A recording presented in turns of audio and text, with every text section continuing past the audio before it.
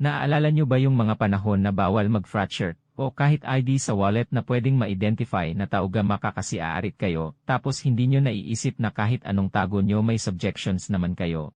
Tapos bababa mga alumni nyo kasi may putok at lalakas loob mo kasi iisipin mo sila titira yun pala kayo din. Iyong ang dami-dami nyo pero pag actual na engkwentro, naiilan na lang sumasabay at yung maingay na akala mo matatapang ay iniwan ka na pala at nagkubli at kung sino yung tahimik at mabait yun pala ang buo ang loob.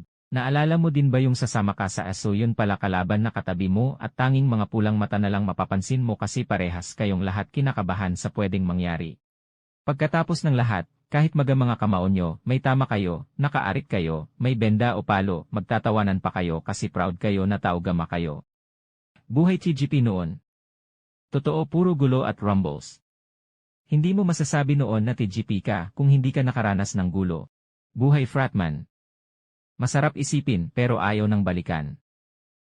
Saludo po sa lahat.